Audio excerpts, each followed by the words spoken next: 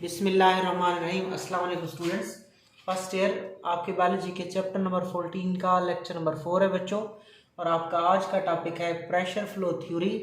हम इस लेक्चर में इसका पार्ट 1 देखेंगे। ठीक है, तो बेसिकली ये क्या है, ये फ्लोएम के अंदर खुराक की ट्रांसपोर्ट के मैकेनिज्म के बारे में बताती है कि फ्लोएम के अंदर खुराक किस तरह ट्रांसपोर्ट होती है, क्या तरीक़ाकार होता है।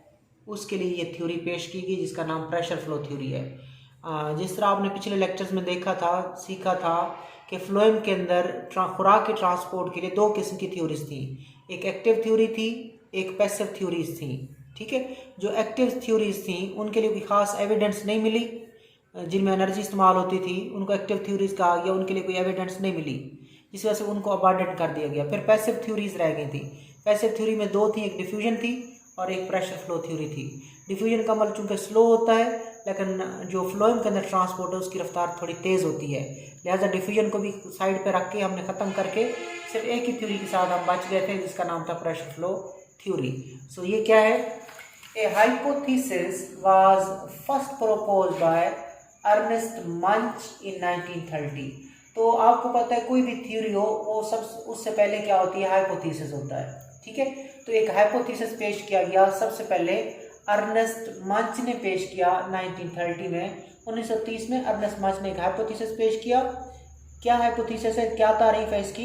It states that the flow of solution in sieve element is driven by osmotically generated pressure gradient between source and sink. ये इसकी तारीफ है। ठीक हो गया बच्चों, यहाँ से शुरू होती है कि flow of solution in sieve element.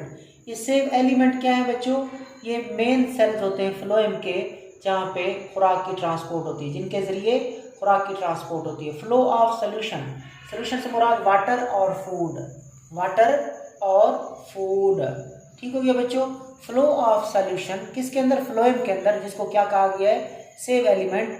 उसको कौन फ्लो को ड्राइव करता है, फ्लो को कौन चलाता है, is driven by osmotically generated pressure gradient, कि ऑस्मोसिस के जरिए प्रेशर जनरेट होता है, और फिर वो प्रेशर का जो फ़र्क होता है किसके दरमियान, बिटवीन सोर्स एंड सिंक, वो खुराक को मूव कराता है। जब हम बिल्कुल बच्चों इस टॉपिक के एंड पे पहुंचेंगे फिर इसकी डेफिनेशन आपको समझ आ जाएगी। फिर भी मैं कोशिश करता हूँ आपको हल्का फुल्का डायग्राम से समझा दूँ, लेकिन जब आप पूरा टॉपिक समझ लेंगे फिर आपको डेफिनेशन क्लियर हो जाएगी। ठीक है बच्चों, ये लीफ है और उसके बाद ये सोर्स है। ठीक है, सोर्स ऑफ सुक्रोज, और उसके बाद ये फ्रूट है बच्चों, और ये क्या है, sink for sucrose, sink for sucrose. Sucrose का ये क्या है बच्चों, सिंक है। ठीक है, सुक्रोज के लिए ये सिंक है, फ्रूट इसके एग्जांपल है, और उसके बाद ये लीफ है जो कि सोर्स है किसका, सुक्रोज का। सुक्रोज का फार्मूला होता है C12H22O11। ठीक है, चीनी का फार्मूला है, शुगर का फार्मूला है। ठीक हो गया, तो होता क्या है बच्चों, यहाँ से पहले सिंपली तौर पर यहाँ से शुगर यहाँ से निकल कर कहाँ आती है, फ्लोएम में आती है। ये फ्लोएम है बच्चों, ये वाली नाली क्या है, फ्लोएम है, और ये वाली नाली क्या है, जाइलम है। और आपको पता है जाइलम में क्या होता है, वाटर होता है। तो ये जो ब्लू डॉट्स हैं ये वाटर को शो कर रहे हैं। ठीक है, इधर भी जो ब्लू डॉट है वो भी वाटर को शो कर रहे हैं, लेकिन जो रेड डबल डॉट्स हैं वो सुक्रोज को शो कर रहे हैं। किसको शो कर रहे हैं बच्चों, सुक्रोज को शो कर रहे हैं। ठीक हो गया, ये वाटर है ब्लू, और बाकी ये वाली चीज़ क्या है, ये वाली चीज़ सुक्रोज है। ठीक हो गया बच्चों, तो इस तरह क्या होता है, यहाँ से बच्चों सुक्रोज इधर आती है, जब सुक्रोज इधर आ जाती है तो यहाँ पे पानी का सोल्यूशन गाढ़ा हो जाता है, पानी का पोटेंशियल कम हो जाता है, जबकि जाइलम में पानी का पोटेंशियल ज़्यादा होता है। तो इधर पानी का पोटेंशियल कम, चीनी इधर आती है, शुगर इधर आती है, सुक्रोज इधर आती है, सोल्यूशन गाढ़ा। जब गाढ़ा सोल्यूशन जितना ज़्यादा हो जाए बच्चों, उसका वाटर पोटेंशियल कम हो जाता है। तो यहाँ पे इस एरिया पे वाटर का पोटेंशियल कम होता है, जाइलम में वाटर का पोटेंशियल ज़्यादा है। सो पानी ज़्यादा वाटर पोटेंशियल से कम वाटर पोटेंशियल की तरफ आता है, किस अमल के ज़रिए, ऑस्मोसिस के ज़रिए। तो जब पानी इधर आ जाता है तो इस एंड पे, सोर्स वाले एंड पे बहुत ज़्यादा पानी का और खुराक का चीज़ों का प्रेशर ज़्यादा हो जाता है। अब यहाँ पे क्या होता है, यहाँ पे दूसरा एंड है सिंक का end, fruit end sink and.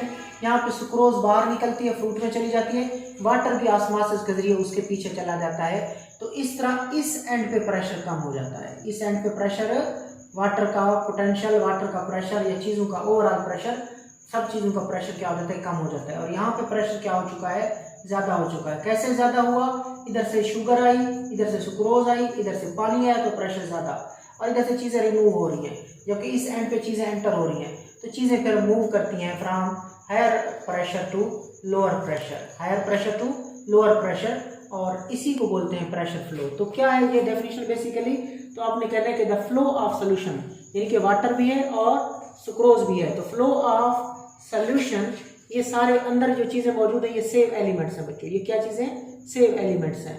So flow of solution in the sieve element is driven bye, ये चीज़ें ऐसे मूव कर रही हैं, सोर्स टू सिंक मूव कर रही हैं। इट इज ड्राइवन बाय, कौन सी चीज़ इनको ऐसे ड्राइव करा रही है, कौन सी चीज़ इनको ऐसे चला रही है, is driven by osmotically generated pressure gradient, कि पानी ऑस्मोसिस से इधर आया, जिसके नतीजे में यहाँ पे प्रेशर ज़्यादा हो गया, यहाँ पे प्रेशर कम हो गया। So flow of solution in the sieve element driven by osmotically generated pressure gradient between source and sink, के सोर्स और सिंक में प्रेशर का फर्क है। फर्क किस वजह से पैदा हुआ, ऑस्मोसिस में पैदा हुआ, फिर चीज़ें वहाँ पे क्या करती हैं, फ्लो करती हैं, सोर्स और सिंक के दरमियान आती है, इसको बोलते हैं प्रेशर फ्लो। आगे चलिए बच्चों, now this hypothesis has been given the status of theory. अब ये जो हाइपोथेसिस है वो किसका दर्जा अख्तियार कर चुका है, थ्योरी का दर्जा अख्तियार कर चुका है। टोटल 6 पॉइंट्स बच्चों आपने कवर करने हैं, 3 पॉइंट्स इस लेक्चर में हम कवर करेंगे, ठीक है बच्चों। पहला point, glucose form in photosynthesising cells is used within the cell for respiration and rest is converted into non reducing sugar that is called sucrose. उसने कहा ग्लूकोज जो होता है बच्चों ये फोटोसिंथेसाइजिंग सेल्स में बनता है, और आपको पता है कि पत्ते के जो फोटोसिंथेसाइजिंग सेल्स होते हैं उनको मेसोफिल सेल्स कहते हैं। ज़्यादातर जो फोटोसिंथेसिस होती है वो मेसोफिल सेल्स में होती है। So glucose is formed in photosynthesising cells such as mesophyll cell. इसके अलावा गार्ड सेल जो एपिडर्मल के सेल्स हैं, वह एपिडर्मल के सेल जहाँ पे फोटोसिंथेसिस होती है वो गार्ड सेल्स हैं, वो आपने प्रीवियस लेक्चर्स में देखा था। इट इज, तो क्या होगी, शुगर ग्लूकोज बन गई, वहाँ पे ग्लूकोज मेसोफिल सेल्स में बन गई, तो क्या होगी, वहाँ पे यूज हो जाएगी। और आपको पता है ग्लूकोज किस अमल में इस्तेमाल हो जाता है, रेस्पिरेशन में इस्तेमाल हो जाता है। फोटोसिंथेसिस में ग्लूकोज बनता है, रेस्पिरेशन में ग्लूकोज इस्तेमाल होता है। एंड रेस्ट जो इस्तेमाल नहीं होगा ग्लूकोज, बकिया जो होगा that will be converted into non reducing sugar, वो एक नॉन रिड्यूसिंग शुगर में कन्वर्ट हो जाएगा जिसका नाम क्या है, सुक्रोज है। तो पहला पॉइंट कवर किया, अब डायग्राम से पहला पॉइंट कवर करते हैं। फर्स्ट पॉइंट, ये बच्चों सूरज की रोशनी आ रही है और ये लीफ है, ये क्या है बच्चों, मैच्योर लीफ है, और मैच्योर लीफ सोर्स का काम करते हैं।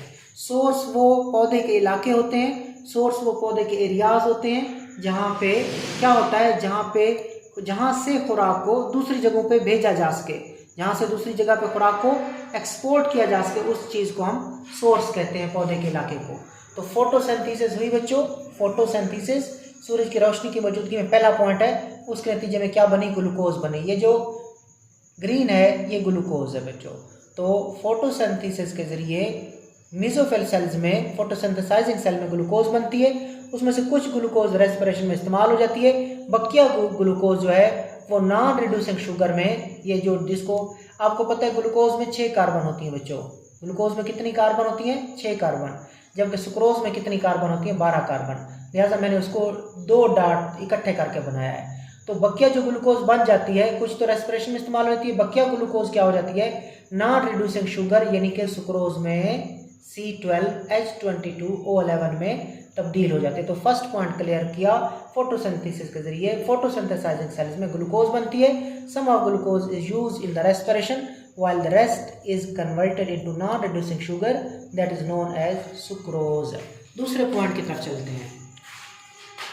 This sucrose is actively transported through the bundle sheath cell। आपको पता है कि जो सेव एलिमेंट्स होते हैं उनसे पहले और भी सेल्स आते हैं, कंपेनियन सेल आता है बच्चों, ठीक हो गया, उसके बाद फ्लोएम के पैरेन्काइमा के सेल्स आते हैं, बंडल शीट के सेल्स आते हैं, ठीक है। फिर उन सारे सेल्स को क्रॉस करके खुराक ने जाना किधर है, सेव ट्यूब सेल्स में जाना है या सेव एलिमेंट्स में जाना है। तो ये जो सुक्रोज है ये एक्टिवली ट्रांसपोर्ट हो जाती है through bundle sheath cell to the companion cell of the smallest vein in the leaf is short distance transport involving 2 to 3 cells। तो सुक्रोज क्या होगी, एक्टिव ट्रांसपोर्ट के जरिए बंडल शीथ के सेल्स को क्रॉस करेगी और कहाँ पहुंच जाएगी, कंपेनियन सेल्स में पहुंच जाएगी। यहाँ पे उसने स्किप किया है फ्लोएम पैरेन्काइमा सेल। खैर, सो आपने सुक्रोज को एक्टिव ट्रांसपोर्ट के जरिए बंडल शीथ के सेल से कहाँ भेज देना है, कंपेनियन सेल में भेज देना है। अब वो कितना फासला था, वहां से ले वहां तक कितना फासला था, of smallest when in the leaf.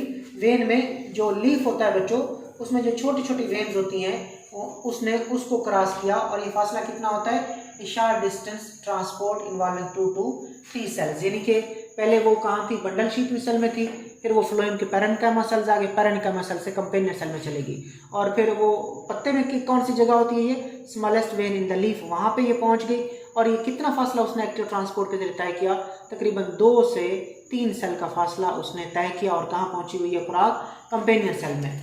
आगे, thus sucrose diffuses through plasmodesmata to the save tube cell or save element। अब वो क्या करेगी, कंपेनियन सेल जो होंगे वो आगे सेव एलिमेंट से या सेव ट्यूब सेल से, ये मेन फ्लोएम के सेल्स हैं, सेव ट्यूब सेल या सेव एलिमेंट ये मेन फ्लोएम के खुराक को ट्रांसपोर्ट करने वाले सेल्स हैं। और ये जो सेव एलिमेंट है या सेव ट्यूब सेल्स हैं, ये प्लाज्मोडेस्माटा के जरिए किसके साथ मिले होते हैं, कंपेनियन सेल के साथ। तो खुराक कंपेनियन सेल में मौजूद है, यहाँ से वो प्लाज्मोडेस्माटा के जरिए कहाँ चली जाएगी, सेव ट्यूब सेल में डिफ्यूज कर जाएगी या सेव एलिमेंट में डिफ्यूज कर जाएगी, raising the concentration of sucrose in it as a phloem के अंदर, सेव ट्यूब सेल के अंदर, सेव एलिमेंट के अंदर शुगर की कंसंट्रेशन को बढ़ा देगी। The pathway taken by the sucrose is simplest in most cases. अब जो शुगर ज़्यादातर जिस पाथवे से जाती है वो सिंपलेस्ट पाथवे से जाती है। ठीक है बच्चों, आपको पता है जहाँ प्लाज्मोडेस्माटा आ जाए, प्लाज्मोडेस्माटा जहाँ आ जाए वो कौन सा पाथवे होता है, सिंपलेस्ट पाथवे होता है, जिसमें चीज़ें साइटोप्लाज्म से साइटोप्लाज्म मूव करती हैं और 2 एडजेसेंट सेल्स में जो प्लाज्मोडेस्माटा होते हैं उसको भी क्रॉस करती हैं। सो शुगर सुक्रोज जिस रास्ते से आई उस रास्ते का ज़्यादातर जो रास्ता होता है उस रास्ते का नाम सिंपलेस्ट पाथवे होता है। But in some cases apoplast movement does also take place. कुछ रास्ते जो होते हैं या थोड़ी बहुत ट्रांसपोर्ट जो होती है वो एपोप्लास्ट रास्ते से भी होती है। Sucrose is actively transported to the sieve element, और वहाँ से वो एक्टिव ट्रांसपोर्ट के जरिए कहाँ चली जाती है, सेव एलिमेंट में चली जाती है। दूसरे, अब इसको डायग्राम में देख लें, दूसरे पॉइंट को हम डायग्राम से देखते हैं कि ये जो सुक्रोज है बच्चों, ये जो सुक्रोज है यहाँ पे पहले होते हैं, यहाँ पे दिखाया नहीं गया, यहाँ पे मेसोफिल सेल्स थे पहले, फिर पैरेन्काइमा के सेल्स थे, फिर बंडल शीथ के सेल्स थे। तो इन इस शुगर ने बंडल शीथ को क्रॉस किया, एक्टिव ट्रांसपोर्ट के लिए बंडल शीथ को क्रॉस किया, फिर कहाँ पे पहुँच गई, कंपेनियन सेल में पहुँच गई, और यहाँ से यहाँ तक 2 से 3 सेल्स को वो क्रॉस करके आती है।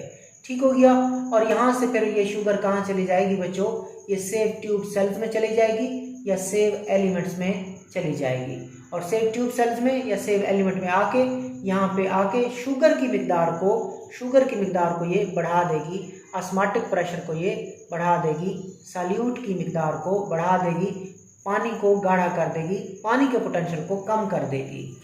आगे चलिए, तीसरा point, water moves bye osmosis from near by xylem. जो करीबी जाइलम होती है वहाँ पानी मौजूद होता है, लिहाजा पानी निकल कर कहाँ आ जाता है, फ्लोएम में आ जाता है इन द लीफ वेन।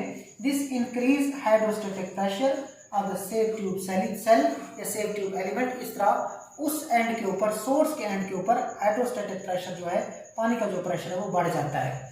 तो देखा बच्चों आपने कि यहाँ से एक्टिव ट्रांसपोर्ट के जरिए शुगर कहाँ पहुँची, यहाँ पे सेव ट्यूब सेल्स में पहुंची, उसको पहले किसको क्रॉस किया, पैरेन्काइमा सेल्स को क्रॉस किया, बंडल शीथ को क्रॉस किया, फिर बच्चों कंपेनियन सेल को क्रॉस किया, और फिर वहाँ पहुंच गई सेव ट्यूब सेल में पहुंच गई।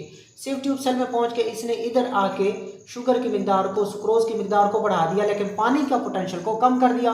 तो जिसके नतीजे में करीबी जो नियर बाय जाइलम होती है वहाँ पे तो वाटर मौजूद है, सो वहाँ का पानी ऑस्मोसिस के जरिए कहाँ पहुँच जाता है, इधर इस एंड पे पहुँच जाता है। यहाँ पे आके पानी हाइड्रोस्टैटिक प्रेशर को इस एंड के ऊपर क्या कर देता है, इंक्रीज कर देता है, बढ़ा देता है। ठीक है, तो ये 3 पॉइंट्स आपने सीखने। पहले पॉइंट में बच्चों आपने क्या बनाना, ये आपका इंपॉर्टेंट लॉन्ग क्वेश्चन है बच्चों। पहले पॉइंट पे आपने फोटोसिंथेसिस के ग्लूकोज बनानी है, उसमें से कुछ ग्लूकोज को यूटिलाइज कर देना है रेस्पिरेशन में, बकिया ग्लूकोज को नॉन रिड्यूसिंग शुगर सुक्रोज में कन्वर्ट कर लेना है। दूसरे पॉइंट पे उस नॉन रिड्यूसिंग शुगर या सुक्रोज को आपने एक्टिव ट्रांसपोर्ट के जरिए कंपेनियन सेल में भेजना है। कंपेनियन सेल से फिर आपने उसको कहाँ भेज देना है, सेव ट्यूब सेल में या सेव एलिमेंट में। ये फ्लोएम के सेल्स होते हैं, इधर होते हैं सेव ट्यूब सेल या सेव एलिमेंट, फ्लोएम के सेल्स होते हैं। ठीक है, तो यहाँ पे जब सुक्रोज आ जाती है, सुक्रोज का लेवल यहाँ पे बढ़ जाता है। डेफिनेटली जब सुक्रोज का लेवल बढ़ता है, सोल्यूशन गाढ़ा होता है, पानी का पोटेंशियल कम हो जाता है। तीसरा पॉइंट पे आपने क्या करना है, थर्ड पॉइंट ये है कि जब यहाँ पे सॉल्यूट का जो पोटेंशियल था, यानी कि शुगर की जो मिकदार थी, ऑस्मोटिक प्रेशर जो था वो ज़्यादा हुआ, तो यहाँ से पानी यहाँ से निकल कर क्या हुआ बच्चों, यहाँ से पानी निकल कर इधर आ गया। तो इस एंड पे अब बहुत ज़्यादा प्रेशर बन चुका है। शुगर इधर से आई, पानी इधर से आया ऑस्मोसिस के जरिए, यहाँ से ये एक्टिव ट्रांसपोर्ट के जरिए आई और पानी ऑस्मोसिस से आया। तो इस एंड पे अब हाइड्रोस्टैटिक प्रेशर बहुत ज़्यादा इंक्रीज हो चुका है। बाकी हम नेक्स्ट लेक्चर में कवर करेंगे। अल्लाह हाफ़िज़।